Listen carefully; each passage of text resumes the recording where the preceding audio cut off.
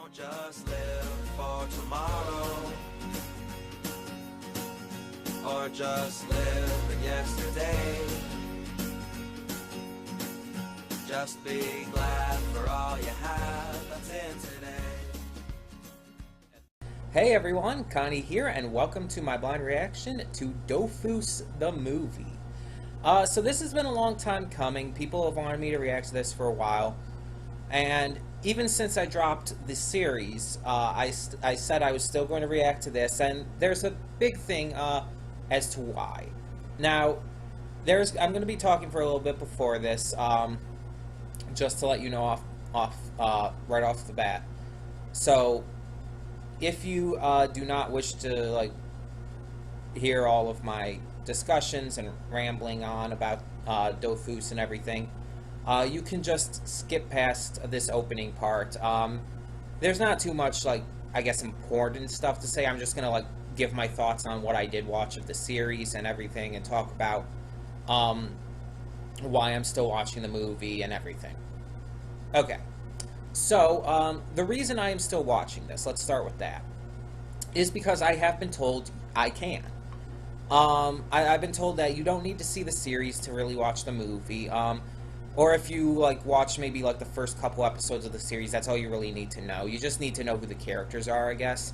So we have Joris, who was in Wakfu, but in Dofus, he's still a kid and everything, kind of curious, kind of goofy, kind of fun-loving, and loves to hear his master Cherubim's stories. And Cherubim is that cat guy, the Ecaflip, I believe, who used to be a great adventurer and everything. So yeah, I do know about that. There's also the girl whose name I cannot remember, but she was the only character I really liked in the series, and yet she was barely even focused on. She was just some random, basically, I wouldn't even call her a side character, to be honest, because of how little she was used. But I'll get to that later, because I'm going to talk about that when I talk about the series and my thoughts on it. But either way, so I was told I can watch this, that it'll still be fine, that nothing will really be too confusing for me, having not watched the entire series. So yeah, let us talk about Dofus. Let us talk about the series and everything. So as you may have noticed and known and everything, yeah, I dropped the series for Dofus, and the reason for doing so was because I really just wasn't enjoying it. The formatting of it being so episodic is one thing that I'm not usually a huge fan of, but at the same time, I can sometimes handle that depending on the situation. The problem was that it just wasn't interesting. When you have an episodic show, you have to make the situations, the characters, and the stories interesting enough to keep the viewer's attention. And maybe to some people it did, but for me it just didn't. Especially because I don't like Cherubim's character that much. I don't hate him or anything. He's not one of those characters who I just can't stand. But I also really just can't get into him. I can't really, see his point of view, I guess. Because he's this kind of cocky character who's very, what's the word for it? I guess he's kind of a little bit of ignorant and arrogant. He definitely has a very high opinion of himself. And not in the same way that someone like Tristapin from Wakfu did. Because Tristapin's high opinion of himself was more of the level of oh, I'm an Eop. This is kind of what we do. This is how we are. And so I'm going to have that pride in who I am and what I do. So with Tristapin, it was definitely more of a racial pride kind of thing. With Cherubim, It was more along the lines of he was just a cocky bastard. There was also this girl he was always fawning over. Who it's like, why? Like, if you're gonna have a character who the main character is fawning over, you have to make that character like likable. In this case, if you're going to have a female character, a girl who the main character is going after, she has to be likable. She has to be relatable in a way. She has to be someone you can get behind, someone you can really just care about. A love interest character has to be able to be cared about. For example, Pokemon. Misty in the first series of Pokemon was kind of treated almost as a love interest character for Ash at a couple of points. There was even some points where Misty even showed legitimate interest in him. Now, they never actually went anywhere with it, and Ash has actually had a couple other girls that have kind of acted in a semi-love interest kind of fashion. Serena being a great example of that. But Misty was a character who, at the very beginning, kind of came off as a little annoying, but as the series progressed, you started to see more facets to her character, and she became a lot more likable and a lot more enjoyable to watch. You started to even sympathize with her on a few points, and even in some ways relate to her. She became a character that you ended up loving, and then whenever she ended up coming back in future series of Pokemon, it was always this big, great thing. Especially in the recent Sun and Moon when she and Brock both returned. It's just this big, grand thing because people love her now. People look back on those journeys fondly. So it's kind of like that. When you have a love interest character, they have to be likable. If you have a love interest character that is just completely unlikable, it doesn't work. Like, the entire idea of the love interest does not work. And that's the problem here. This girl who Cherubim liked is unlikable. I mean, you can't understand why he likes her. You can't support him in his attempts to woo her because you don't care about her. And you don't really think that she deserves him. She's kind of an asshole, to be honest. You also have that other character who's also pining for her, that dog guy. He's a joke. He's a complete joke character who doesn't really have any depth to him. And honestly, he's annoying as sin. But then you get to the other characters of the current day, I guess you could say. And that's mainly Joris and the girl I mentioned. Joris is apparently, I guess, from what I heard, the main character of the movie. So it's going to center more around him. So I assume that means it's going to take place in recent day, of course. Now, Joris in the Dofus series was very, just kind of played for, at least from what I saw, kind of played as just this sidekick character. This kind of apprentice of Cherubim who was just kind of fascinated by his stories, and that's really it. He didn't have much of a character outside of that. But then there's the girl, who, again, I cannot remember her name for the life of me. I do apologize for that. I mentioned this in my Dofus reactions and stuff, and my thoughts on those and all. But she was built up in the first 2 episodes as being the main character of the show. And yes, I get that the show has Cherubim's name in it. So it's like you automatically think, oh, he's going to be the main character. But the way the first 2 episodes were, like, done, the way they were directed, the way they were written, everything pointed to her being the main character. And then, after those first 2 episodes, she's relegated to basically a background role. Like, if you were to compare it to something like Steven Universe, she's the equivalent of Mayor Dewey. Just kind of this, like, very, very minor character who appears every now and again. Maybe has a few notable lines or a few funny moments, but that's about it. And the thing is, she was kind of built up to be this really cool character that you could really like and get behind. But they don't do anything with that after a certain point. They just kind of leave it hanging because it's all about Cherubim and his stories of his past.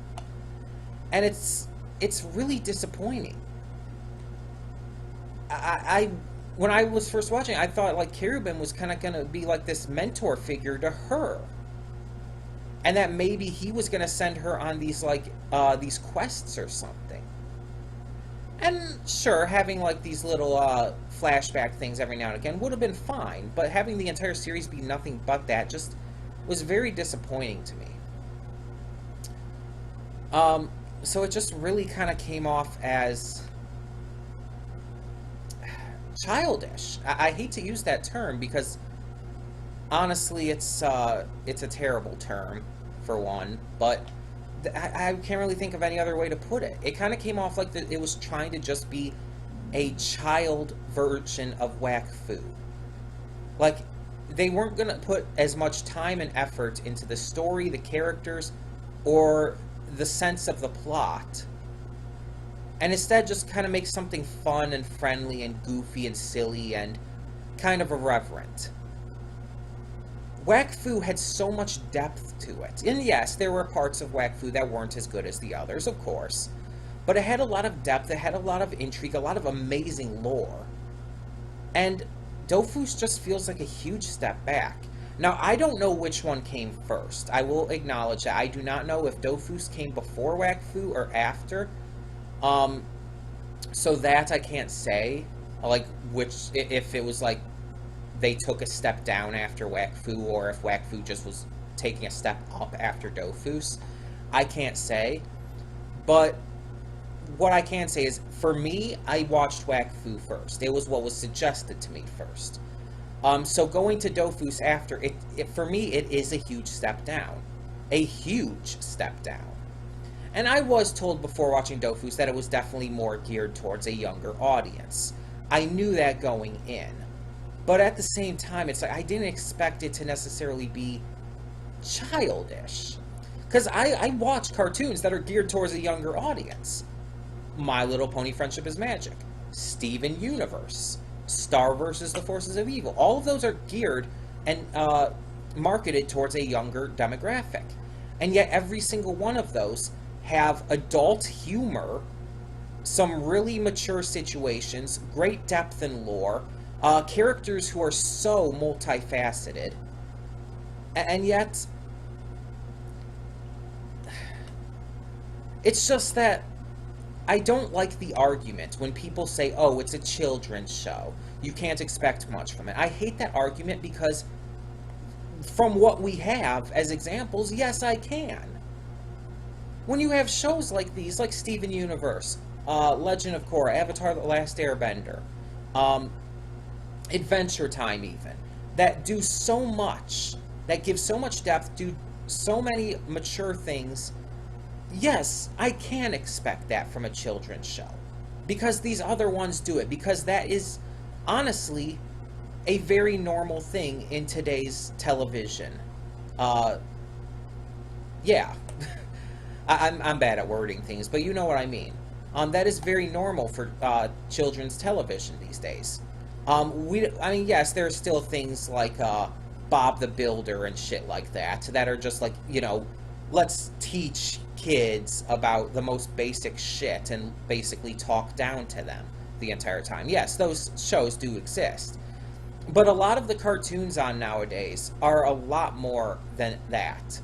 And so it's irritating when people try to use the "it's a kid's show" excuse. Dofus is definitely one of the ones that I feel looks down on its audience a lot more. It definitely treats it like the kids aren't as able to grasp things. And I hate that because I've worked with children. Like, I used to work with children as a leader of the children's ministry at my old church. I've done some volunteer daycare stuff, etc., etc. And kids can be very smart. In fact, most of the time, they're a lot smarter, more observant, and mature than you would ever think. So when people say kids can't handle a lot of this stuff, they're just being idiots. Kids can handle a lot more than you think. Kids can handle the concept of death. They can handle people talking about sex more than you would think.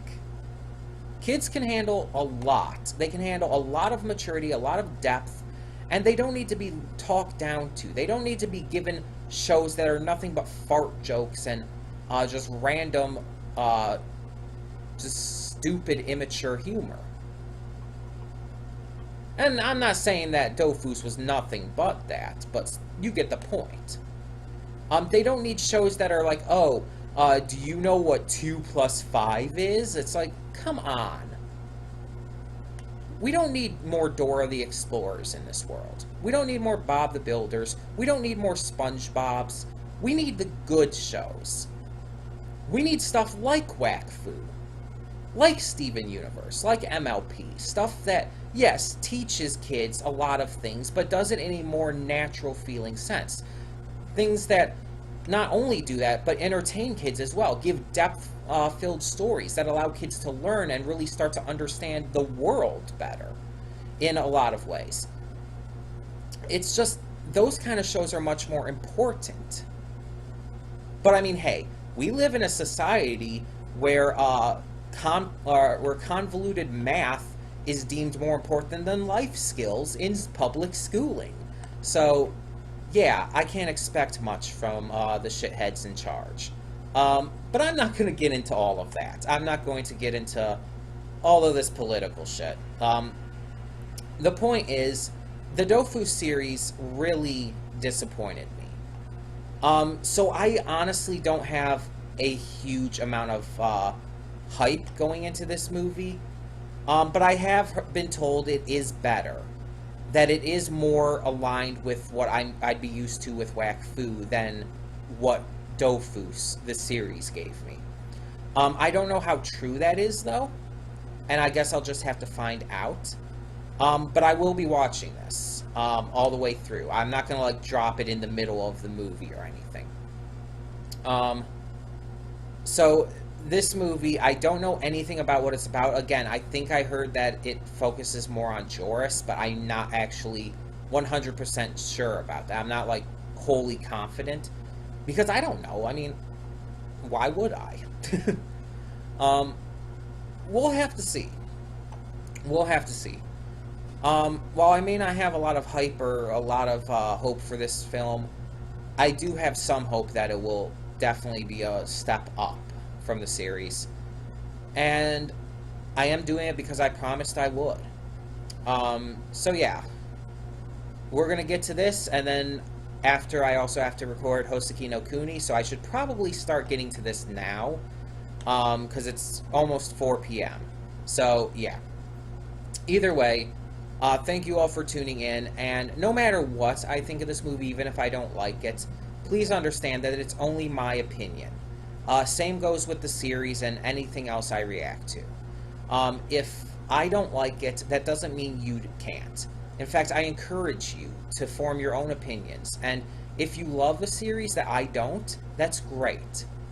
Because everything's subjective. All of your thoughts and everything on whether or not a show, a movie, a game, whatever else is good or not, there's no objective truth to whether or not any piece of media is good. Because it's all based on opinion. It's all based on what you personally think. Even if it's a very commonly held opinion, it's still an opinion. Even if the vast majority of people who have been into it agree, it's still an opinion. Does not matter. So, when the screen fades to black, pause this redirect and go to the description below. Follow the link to the reaction, and after you watch it, come back here to the redirect and resume play. Because after it fades to black and then fades back in, everything from that point forward will be my afterthoughts and will contain spoilers to the movie, actually. I almost said to the episode because that's what I usually say. So, thank you all so much for tuning in, and for now, I will see you at the reaction. Okay, and we are back, and we'll begin with spoilers in 3, 2, 1, now. So, at the beginning, during my pre-thoughts, I went on for quite a bit on why I didn't like the Dofus series. On why I feel it didn't make the episodic nature of it work, why I feel like the characters did not work, the stories did not work, and all of it just felt really off, and felt like it was looking down on its viewers. How it felt like it was trying to be a very stereotypical, poorly made children's show, instead of what I would expect it to be, based on it being the same people who made Wakfu. This movie made that all the more apparent. It made it even more apparent on how bad the series was, in my opinion, of course. Because this was... I would say this is one of my favorite animated movies of all time. The amount of depth, lore, character, and amazing action, animation, and wonder to it was just great. And while it didn't answer one of the biggest questions I had, and that was being who framed, what's her face, Julith, who was the one to basically cause her to do all of this in the first place, to cause her husband's death. We never really found out. So from what we gather, it's basically just some random citizen. But then why? Why was it done? We don't know. But what we do know is that she was not a bad person. Julith just wanted her husband back. She was bad at first, and then she fell in love with her husband, and she turned over. But when she was framed and her husband was killed, and she was presumed dead, she wanted to do anything just to get her husband back. And she resorted to doing some evil things. But in the end, she realized. Her husband made her realize, and Joris even, to a point, that this wasn't right. And so she sacrificed herself to stop it. And she was reunited with her husband, not in the way she wanted, but she was reunited with him. And I really feel bad for her, I really do. She was framed for this. She had turned over a new leaf. She became good. And she was kind of driven back into evil. Back into doing something evil because of what some asshole person did. And then what all those other asshole people did, blaming her for it without actually having any proof.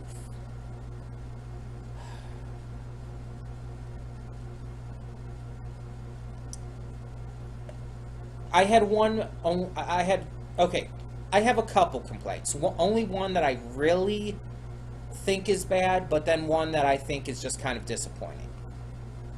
My one bad complaint about this, the one that I really think hurt the movie overall, is that they brought Karu back after his death. I've said this before. In fact, I said it with Tristapin in Wakfu. Tristapin's death at the end of Season 1 of Wakfu was extremely emotional, powerful, and meaningful.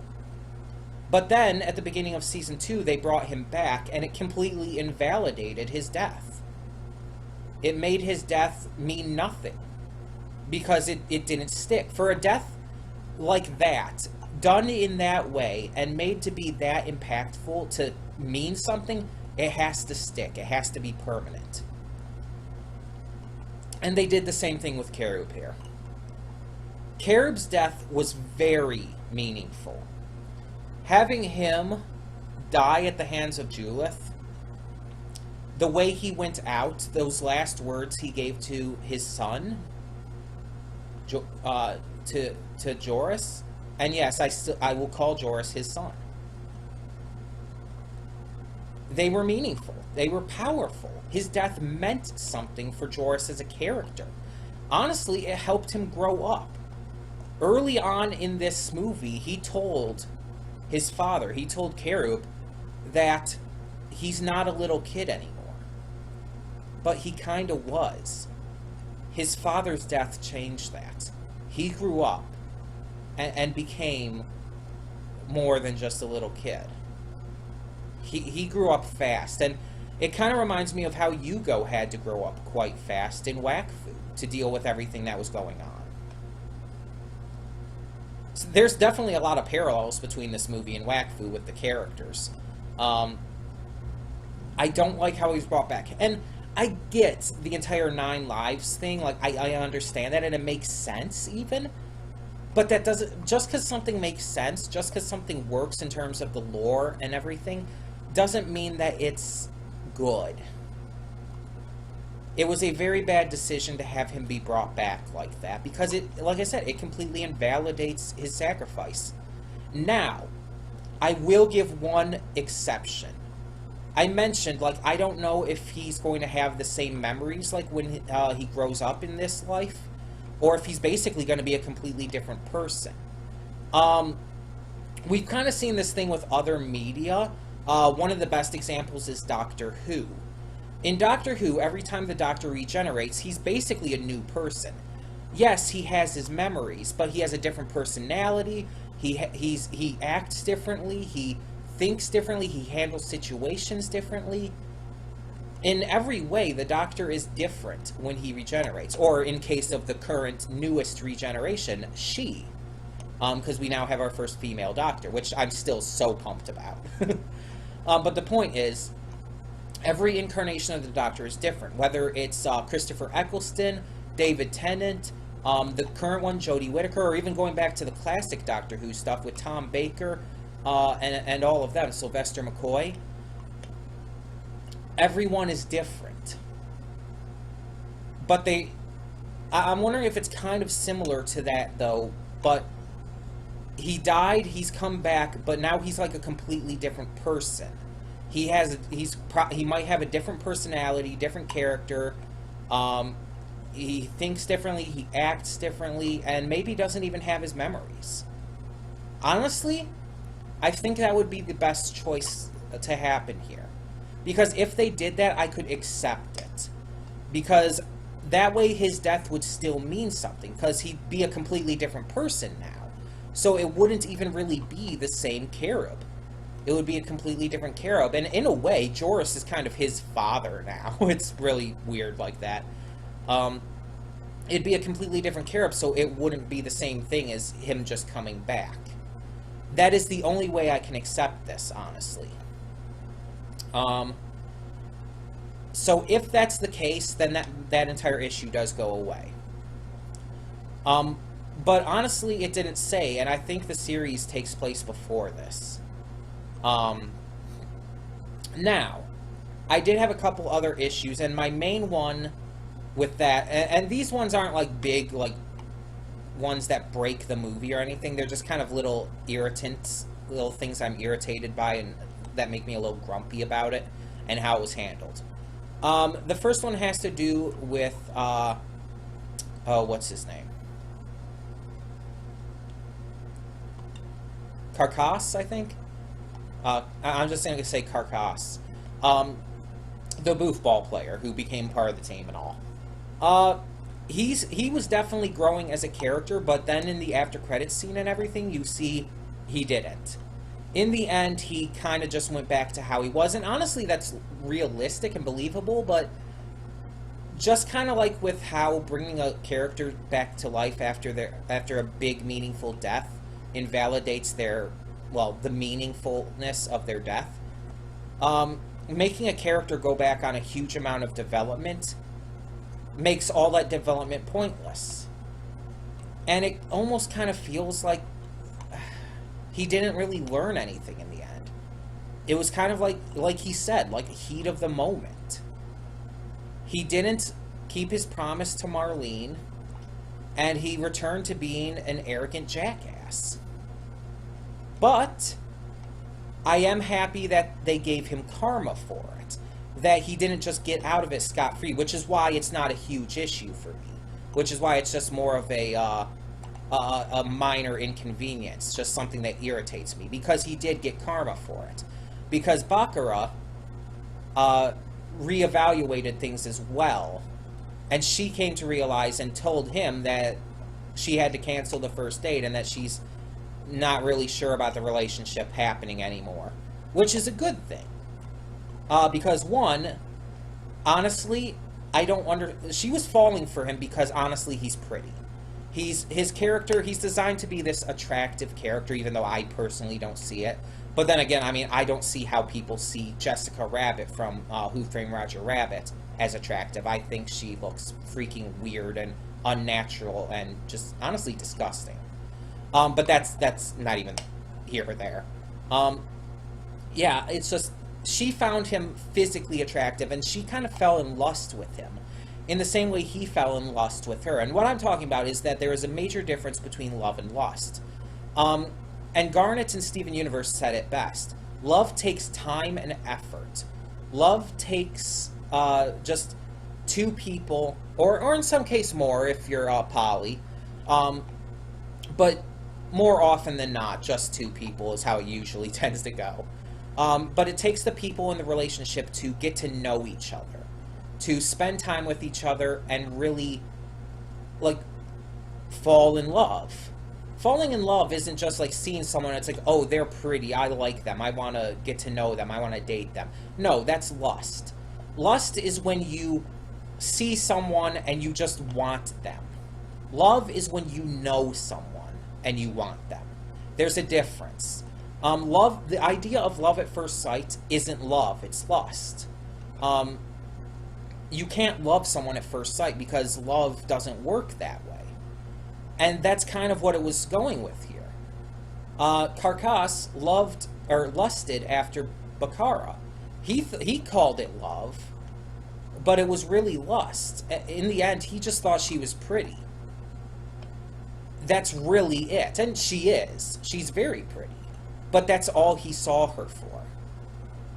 And I'm glad that they didn't get together in the end, because it shows that that kind of relationship won't usually work.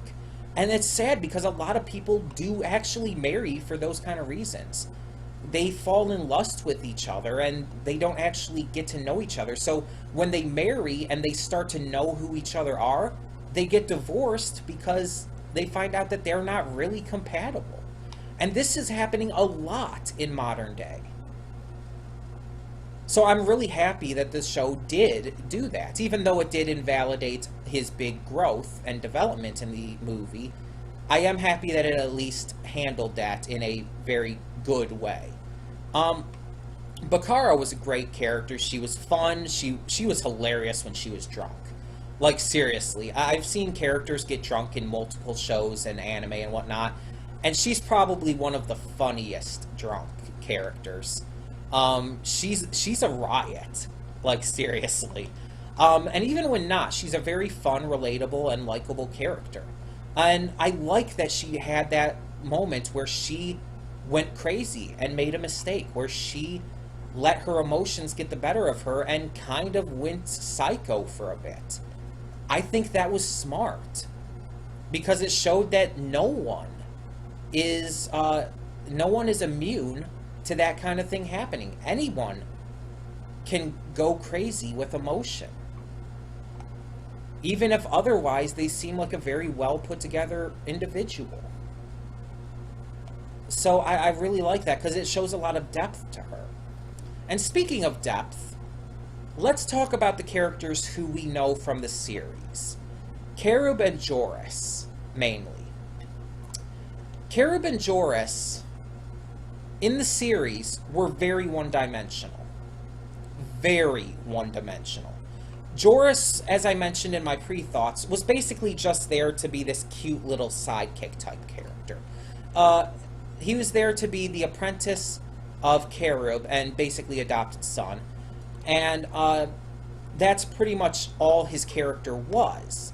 He was excitable and fun-loving, but he didn't have much other than that. And most of the time, he was only there so Carib could tell his stories to someone. He didn't actually have much of a character of his own. In this movie, though, he has so much great development, so much maturity that grows in him as the movie progresses, and he is so well developed. Like, seriously. You take a character who in the series, I think the movie came after the series, I would assume so. You take a character who in the series is so one note, and make them so three-dimensional and in-depth. And it's like, how do you do that? It's almost like he's not the same character, and it's almost a little jarring, but I loved him in this. He had so much to him. And then Carib as well. Carib in the original series, in the current day, which is when this took place, was just kind of, he was okay. I didn't, like, hate him or anything, or I didn't, like, find too much wrong with him. But in his past, in his memories and stuff, he was kind of an idiot, and not a lovable idiot. There are a lot of lovable idiot archetypes in a lot of these shows. Homer Simpson is an amazing example of that. I love Homer Simpson. He's how you do an idiot father well, unlike in Family Guy, where Peter Griffin is one of the worst characters ever put to animation. But Homer Simpson's a great lovable idiot. Tristapin is a great lovable idiot. Characters like that. And it's wonderful to see them in that way. But in the series, in all the flashbacks, he's not really that way. He's just kind of annoying a lot of the time. And the rest of the time, he's just an arrogant loser. He's a great adventurer in a lot of ways. He does a lot of things really well, but he's an idiot. He's an idiot. He's a loser. He doesn't really have much likable to his personality. He's a braggart. He's very immature. And it's just, I just couldn't get behind him. But again, in this movie, he comes across as very three-dimensional. He has so much depth. When you see him, his and Joris's interaction on the boofball field near the beginning of the movie was one of the best things in terms of character I have seen in anything I've seen of Ankama. All of Wakfu, the Dofus series, the bit of it that I saw, and now the movie, that was one of the best character moments I saw in all of it. I'd say top 3. I'm not exaggerating here. It was that good. The amount of depth shown in Carib's expressions, the amount of just depth shown in the way Joris reacted, the tension between them, the way everything was handled, the direction of the camera angles and what. I know not actually camera angles, but I don't know how else to describe it. You know what I mean. The direction of all the angles to the shots and everything.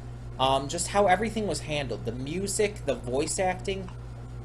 It's so hard to believe these are the same characters. The characters that I either just couldn't like or just found to be kind of pointless in the series are so well handled in this movie. And then you have the villain. And I use villain loosely because she wasn't really a bad person, as I said. Julith, the namesake of this movie, has so much depth to her. And I love villains who have depth.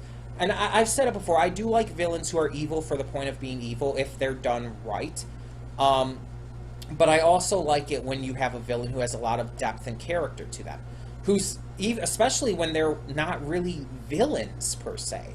They're definitely antagonists, definitely the enemy to our heroes, but not actually what I'd call a villain. Not what I'd call evil. And Julith definitely counted for that. I mean, hell, in the end, she was the one who ended it all. I thought Joris was going to be the one. I thought Joris was going to be the one, but then she started changing, and you could see it. And it's like, first, she says, like, she basically tells us that there's more to this story that we don't understand, and that she wasn't the one who released the Ebony Dofus on Banta. And we start to theorize, like, what if she's lying? Is she lying? Is she telling the truth? And if she is telling the truth, what is that behind it? And as the movie progresses, and towards the end, we find out more, and we find out she was framed the entire time.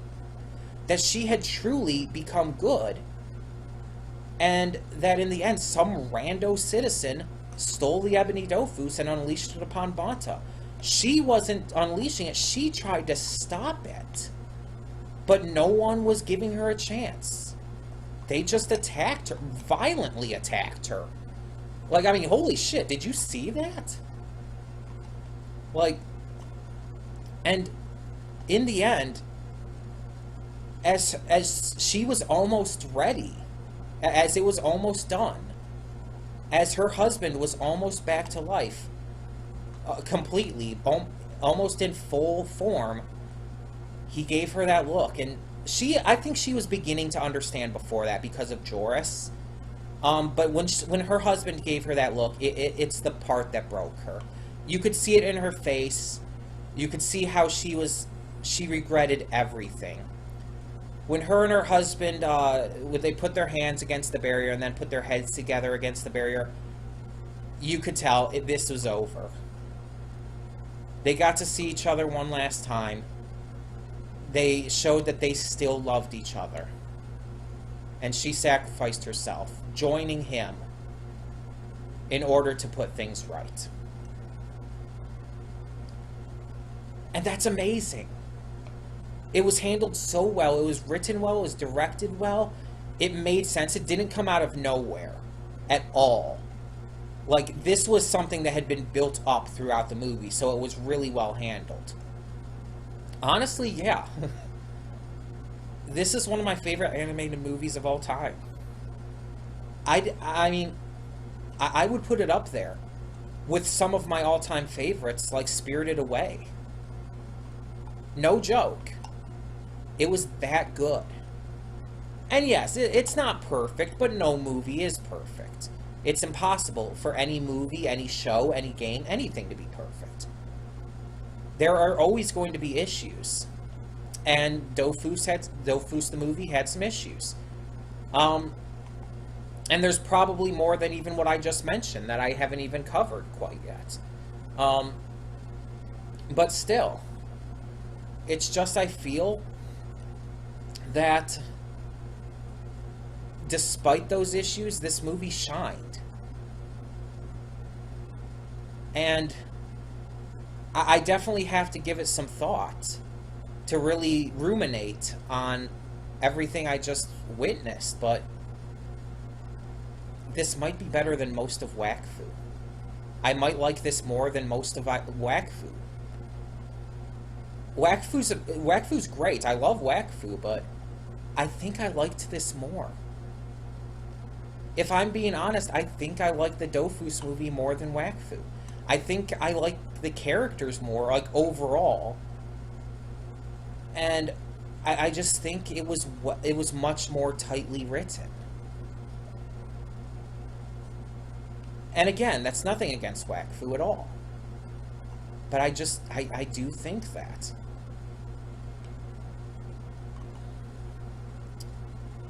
But I don't know for sure. I mean, whenever I watch something, my opinions, when I first watch it, tend to be inflated a bit, especially if I loved it. When I love something after I first watch it, I really love it.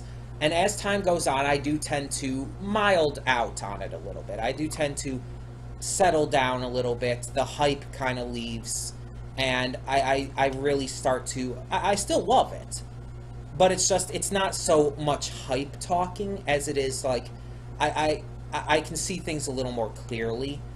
So, after some thought and after everything, I might not like this as much as Wakfu. I might realize that Wakfu might still be better. But as of now, as of, like, my current hyped state, I honestly do think the Dofus movie is better than Wakfu. I honestly am thinking that, yeah. I kind of don't want to admit it. That's why I was saying, like, I might think it. That's why I was saying before that it might be better. and stuff like that, because I almost don't want to admit it. But I really do think that.